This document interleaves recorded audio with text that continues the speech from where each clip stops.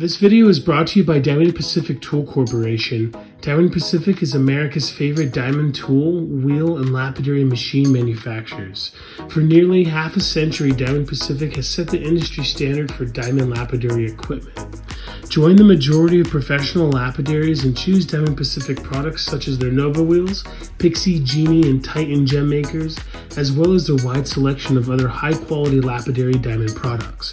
Check out Diamond Pacific today and find out why they're considered America's premier diamond lapidary tool manufacturers. Core drill, this greenish blackish greenish jade actually, and then 2-inch long guitar slides.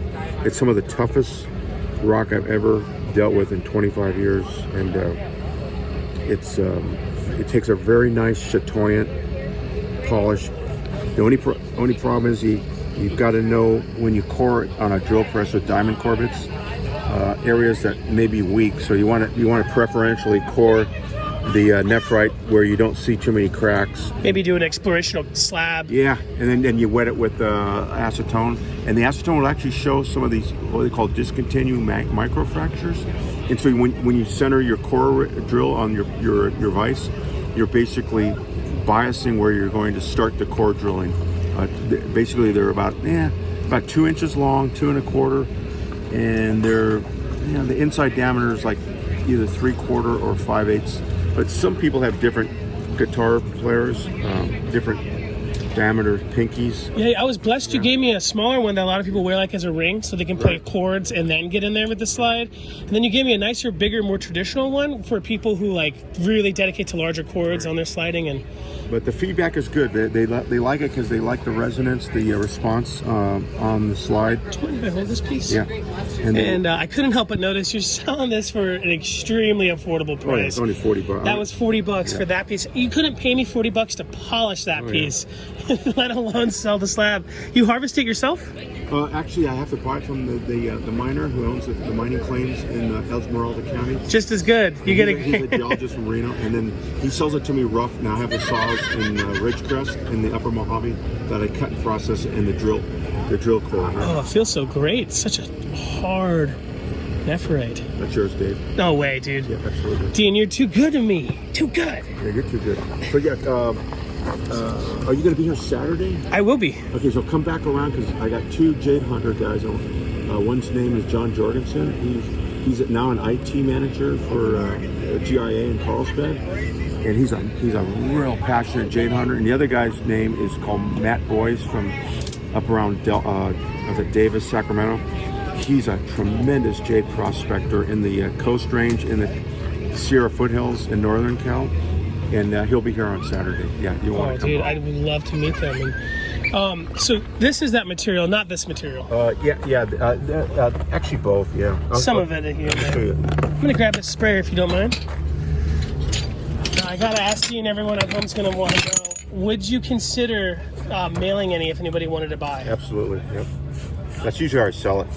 $30. Yeah. Someone could buy that for $30 and get $120 for that slab, dude. So there's a lot of it, and it's basically more of a greenish. Like the guy who had the claims out there, he passed away. His name was Jerry Gray.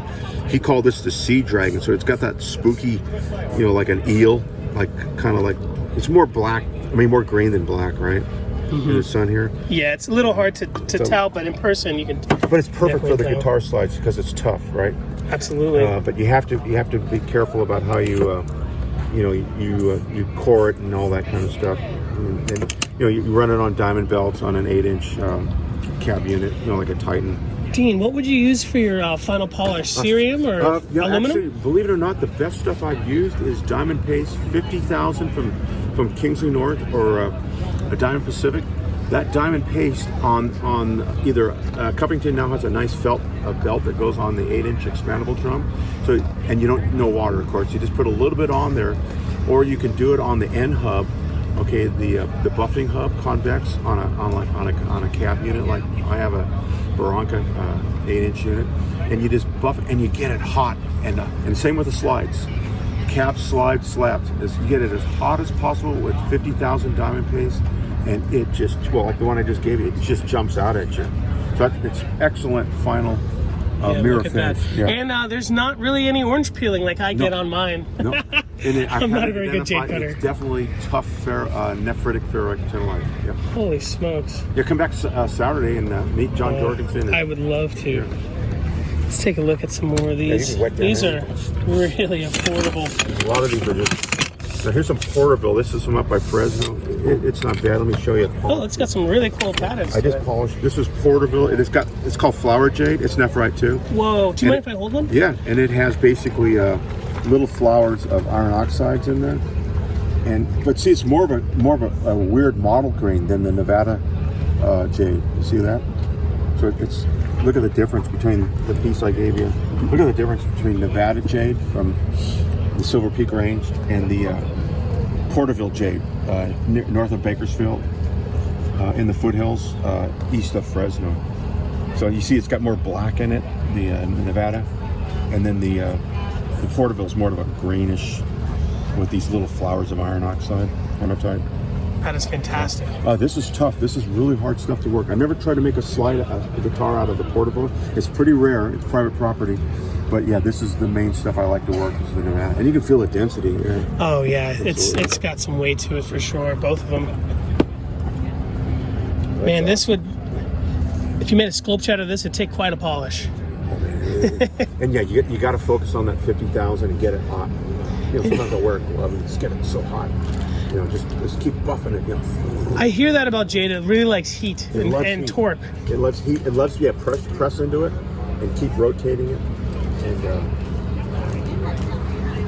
there's a method to the madness, isn't there, Dave? Absolutely. That's great, man. I'm so glad you came by. These are all metamorphic rocks from Eastern California. So it's not a serpentine, huh? Oh, these are serpentines. Yeah, these are serpentines from near the jade in Esmeralda County. Metamorphic? Serpentine is, yeah. These are they call them forsteritic serpentines or contact metamorphic. Oh, touch that again for me. Listen how hard that is. Like, geez. So these are from a dolomite, okay? So it has the magnesium. And the jade from the Silver Peak Range is fairly close to this area too. So it's a contact metamorphic area. And then, let's see, these are some serpentines from the White Mountains. Okay, we'll get some water on there. That's east of Bishop, okay, in Inyo County, California. These are basically serpentines too. Also what we call contact metamorphic serpentines, right? So that's what the yellow is the serpentine minerals. Fantastic. Yeah. There's not a lot of minerals in the world or rocks that are yellow, you know?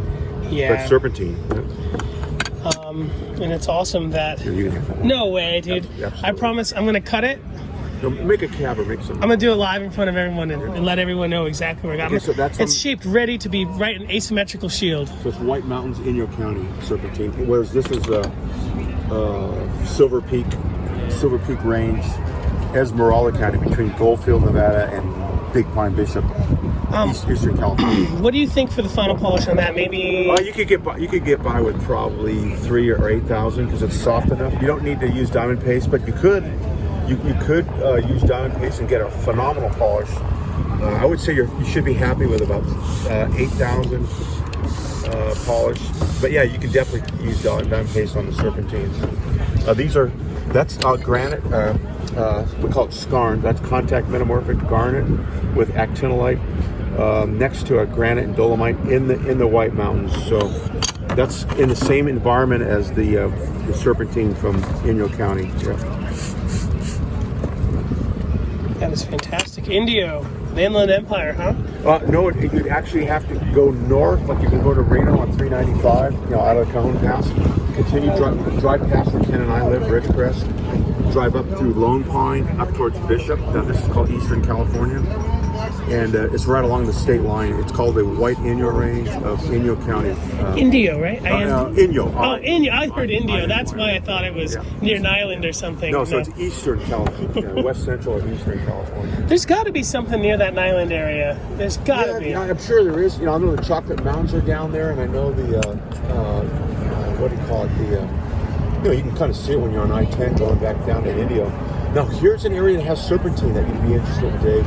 It's called the Eagle Mountain Mine, but it's private. It's a former Kaiser Steel iron ore mine at Chiracco, where the Pat Museum is. Before you dive into Indio, okay, on I-10, and that has serpentine there, but that's private property owned by Kaiser. I think the Kaiser Corporation. Yeah, that was mined for iron ore up to like '83. But yeah, there's serpentines there in contact with granite and dolomite, where the iron ore was being mined, open pit mine. Yeah. Holy smokes! Yeah, so some of your better serpentines are at these contact zones between granite and dolomite. Yeah. Is that why there's some serpentine in the granites? Not in the granite, but in the marbles. Yeah, and I don't have any of the stuff from Eagle Mountain Mine near Indio, California. But I saw a guy make some spheres from Prescott, from what's that called, Sedona, and it's beautiful yellowish serpentine, just as yellow as the stuff from the Inyo County in Eastern California, and it's excellent sphere making material and CAD making. Probably doesn't take too long. Doesn't take too long. Real stable, takes a good polish. Yeah, it cores, it cuts, it polishes good. It's very workable. Right. I'm amazed how many different kinds of varieties of jasper. Oh, it's incredible. And everything is. I got the show in 2020. Somebody gave me a piece of one of the vendors the last day of the they gave me a piece of Royal Sahara jasper. Oh wow, what a blessing. I've seen one piece, one guy way over there, and yet down that way is. Okay, it's not jade. It's called itocrase. So it's sort of a jade. People do think it's jade, but it's not. It's a metamorphic mineral, and it's found just. I don't know if you ever driven I-5 to Oregon, but it's just south of the Oregon state line. It's north of Redding, in a place called, I think, Happy Camp, and it's up by Siskiyou County. So it's a very northern county north of Lake Shasta. I would have definitely thought this was a nephrite. No, it's not. It's itocrase. Itocrase. So it's not an actinolite, which all jades are, actinolite, tremolite. It's basically a metamorphic mineral called itocrase. It's a calcium, magnesium, silicate. So it's not true jade, but it is nice. It takes a good polish. Yep. But a lot of people are saying it is jade, but it actually isn't. Yeah. And there's more of it. There's other areas up there that I don't have everything segregated here. There's other areas that are jades that are up in that area in Northern California, near the Oregon state line, that are basically metamorphic minerals that there aren't actinolites, but they can have jades in the areas, but they're more false jades. We call them Californite or itocrase. Yeah. Have you heard of a material called bowenite? Dolomite is the marble that is adjacent to the serpentinites. That's what the dolomite. The first rock for the serpentine to be transformed into serpentine is dolomite, because dolomite has magnesium and calcium. So when hot fluids come in from like a granite intrusion, you got to have dolomite or serpentine to form even better yellow serpentine. And so dolomite would be the parent rock for a lot of serpentine deposits. Somebody gave me some, what I was under the impression was nephrite jade, but they were calling it bowenite with a B. I've heard that name, and I'm not exactly. It's some kind of subspecies of nephrite. And it has like metal, maybe hematite or lead or something. Yeah, in it could have. This has hematite in the Porterville. So that stuff is incredible. It could be like a bowenite. It could be something that's in the actinolite hornblende family. But yeah, these are definitely nephritic. Ferroactinolites. The ferro means it just has a lot of iron in it, like the stuff from the Silver Peak Range. Yeah. And this is I think this is from Jade Cove, which is Monterey. Oh, look at that. That's Big Sur, maybe? Yeah, I think so. That's Big Sur. It's been rounded by wave action. But I'm not 100% sure on that one. Yeah. That's exactly what it looks like to me. But it's tough to tell. It could just be. No, I'm going to be, Dave, at the Monterey Bay. I don't know what the schedule is in June. First weekend of June in downtown Monterey in the city. Is it the second year they're doing it? Yeah, I've heard it was awesome. Yeah, you got to. Now we had 40 dealers last June, first weekend of June. We're going to have maybe 50 to 60, according to George Schmerholz, who's the show manager. And it's very well attended. It's worth your time if you have that weekend to come up or either fly into SFO and rent a car or even drive up from Southern Cal.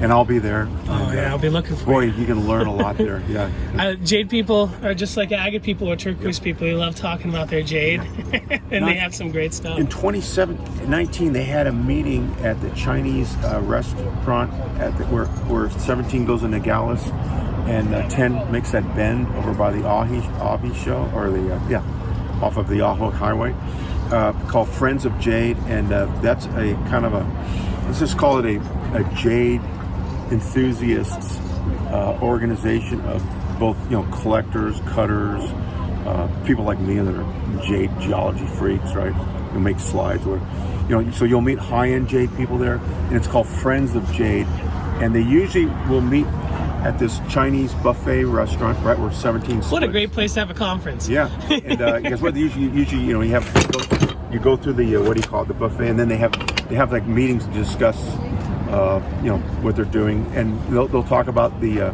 Monterey Bay Jade Festival in June, and then also the Jade Cove Jade Festival just south of Big Sur. Do you think they'll ever do one of those again? Yeah, they might. What I do is, Dave, I would go on and Google Friends of Jade. You can remember that, and just see if they're going to have a meeting at the where in Tucson. They may have moved it since 2019 to some other site, other restaurant. But when I went to it in 2019, like in the second week of February, man, there was easily over 100 people there to attend. It's worth the time. That's awesome. Great. The restaurant owner must be really happy. Oh my gosh, it's a huge buffet. Huge. It's unbelievable. It's not Lynn's, is it? Yeah, I think so. Yeah, Oh, dude. I think so. It's worth it. Yep. Best buffet in Tucson, very expensive. Very expensive. Well, I mean, what, $35? Right. And my grandma will totally food shame me. I'm gonna spend $35. I'm gonna get my $35. I'm not gonna eat 2 plates. I'm gonna eat all the desserts and everything. What you got to do, David? Go down and see Mike Berkelio.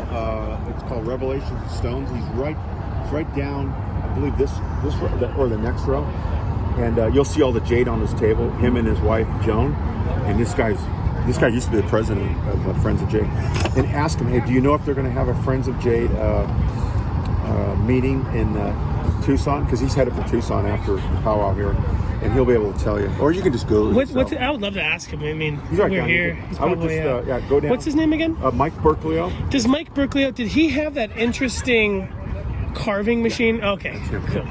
Cool. He's a sweetheart. He's a sweetheart. He lives in Fairfield near the Sacramento River Delta. Or closer towards, I guess, Davis. But yeah, he's one row over, and then you'll see him with that big carving down there. Yeah, oh, dude. He'll know about the Friends for Jade. Yeah, you want to do that. Did you do the sphering over here? I made those spheres. Let me show you one of the Nevada spheres. Okay, so this is Nevada. This is the stuff from the Silver Peak Range. Great. And so now it does have some of these like little zones of weakness. You got to be careful when I'm using the drill press to make the slides. It does have inclusions in it. Some of them do. There's one here with a lot of feldspar inclusions. Okay, so those are feldspar inclusions called Pargasite. I had this identified by mineralogists in Napa. But yeah, you see, it's got these little fissures in it. But it's more of a green than it is black. It's more blackish green nephrite. They call it nephritic ferrite. But it is nephritic ferroactinolite. Nephritic, because that's jade. Ferroactinolite. So it is an actinolite family, and they call it ferro because that means high iron content.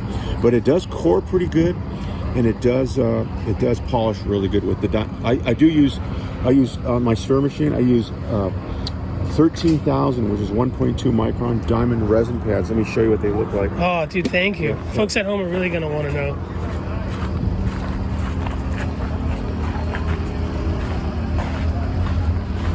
On my 2-head variable speed sphere machine, I'll use, let's go in the sun here, Dave. I'll use these the granite countertop people, stone fabricators use these. So this is resin with diamond, with just like different abrasive grits. That's an 8,500.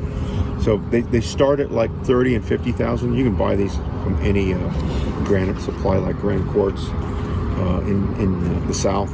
And they'll use these, the fabricator guys, cutting granite in southern Georgia or northern Georgia, the Appalachians. They'll use these to polish with pneumatic tools. And then the installer, when he's putting a countertop in a kitchen and in a house, he'll polish areas they had to cut or grind with cup wheels. But I use them on my sphere machines to make the spheres. So after you grind with the diamond cups here, then you transition, because you got to grind the block that you core drill.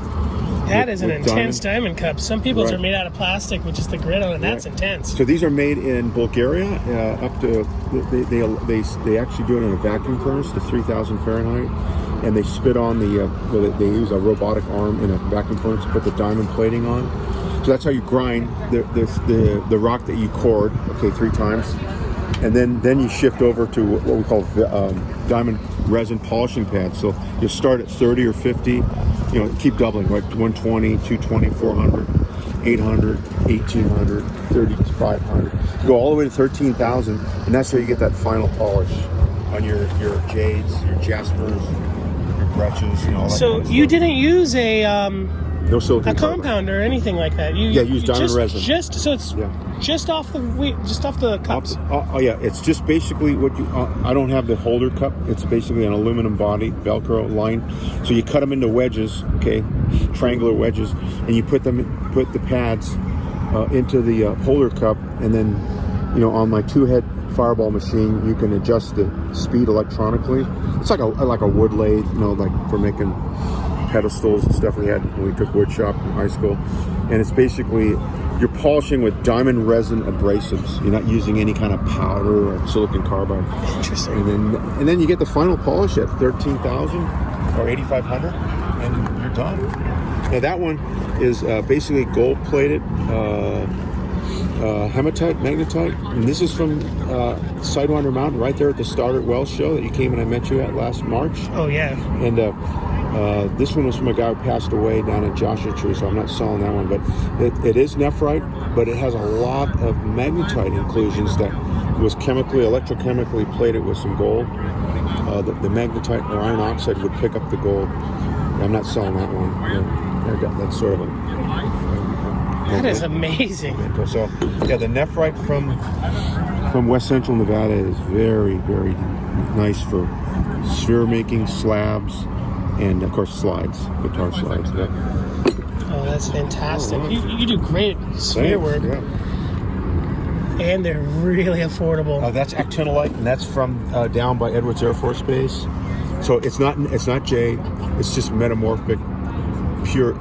It's not been transformed enough mineralogically to become jade or nephrite. It's just actinolite, but it does take a great polish, actinolite. You're not going to get a hotel room in Tucson for $200, let alone have a fantastic sphere. Unfortunately, I'm not doing Tucson, but it's so expensive now.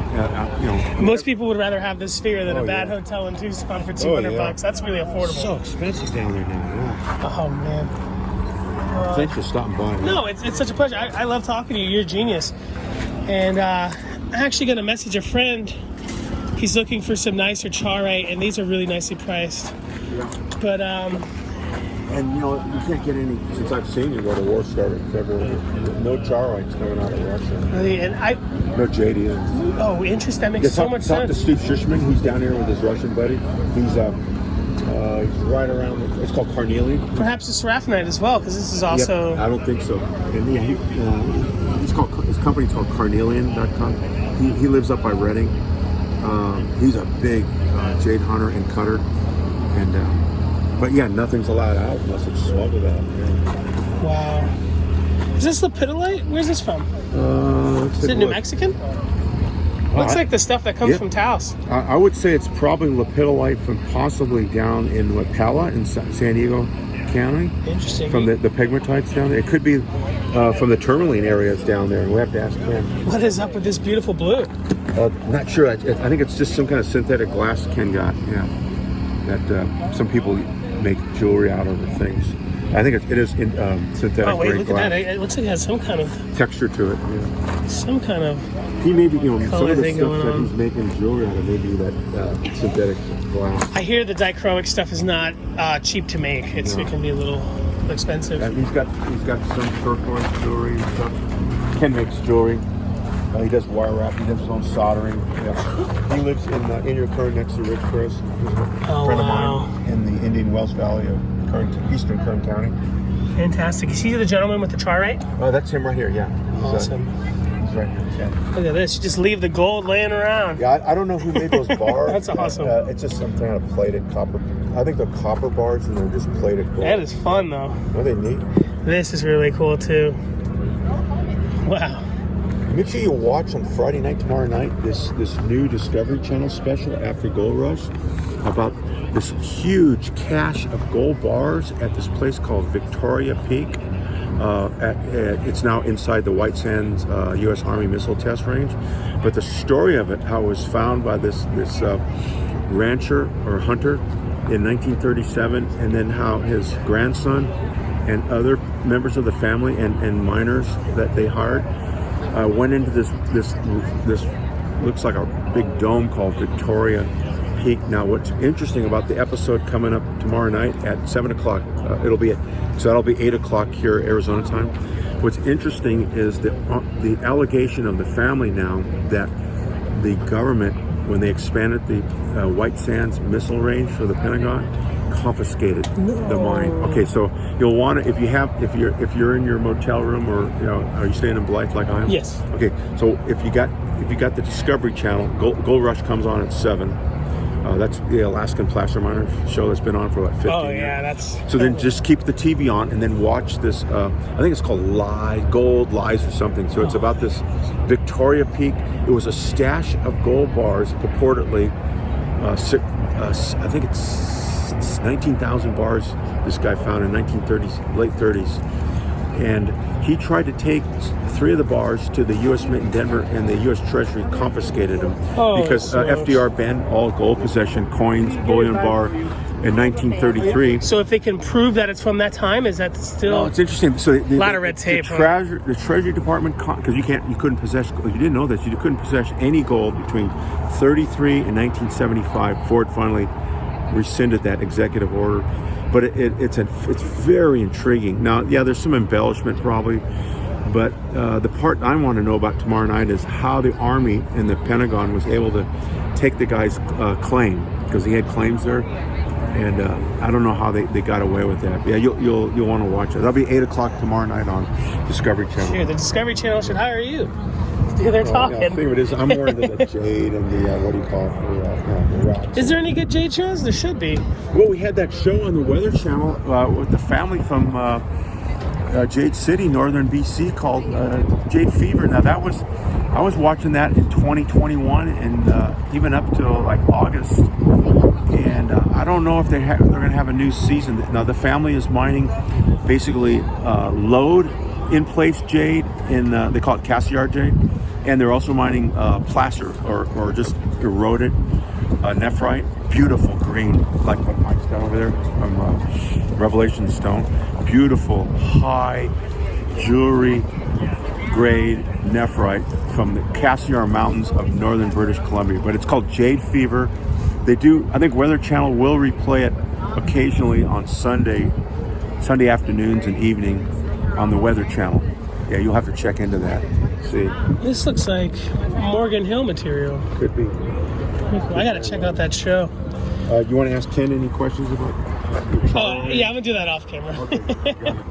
Just enjoying that. Looks like some number 8 here. This is probably Royston, right? It could be Royston, yeah. Is that Royston? Yep. And in the bag, is it number 8? Or is this also Royston? Oh, it's Royston as well. Royston. This is also Royston. Fantastic. And this, is this Hubei? Hubei or Hubei? I'm sorry, sir, I don't want to make you get up. I got them from a lady in San Diego that made big Indian necklaces and stuff. Bought them at the Petroglyph Festival in Ranch Crest. I don't know where they came from. They're probably Hubei. $60 for all those is not a bad deal. Even if you don't want them as a bead, you cut them in half. You got 2 great cabochons. Yeah. Very little work. Maybe just work the girdle just a tiny bit. Yeah. Good to go. Thank you, Ken, right? Ken? Ken Indeed. And D. Dean. Like Dean. Like Dean. Dean. We live in the Indian Wells Valley, which is eastern Kern County, Ridgecrest, and Inyo Kern. Ken lives in Inyo Kern. Awesome. I'm going to be talking to Ken here in a moment about some of his charite from my good friend, Mr. Heidenberg. If anyone is interested in any of those amazing spheres or any of this awesome material that Ken has, interested in a slide, go ahead and contact him, give him a text, or preferably maybe even the email address here. You can find Dean all over the place. He's just a man of knowledge, man of the rock world, with a great polish. Great guy. Check him out. Hey folks, if you're in Southern California around the 10th of March through the 12th, make sure to come check out the Victor Valley Gem and Mineral Club's 47th annual Stoddard Wells Rockhound Tailgate. All kinds of awesome Southern Californian rockhounds selling their Southern California rockhounded material. It's a total blast. Free vendor spaces if anyone's interested. You can be from wherever. You do not have to be part of the club or from Southern California. More information at vvgmc.org, or feel free to give them a call. Here's a quick shot of the map. This is an awesome show. I love going there and picking up some local materials and seeing what other people from around the country have brought to this show. I will be there. Hope to see you folks there too. Again, check them out, vvgmc.org, the 10th through the 12th of March.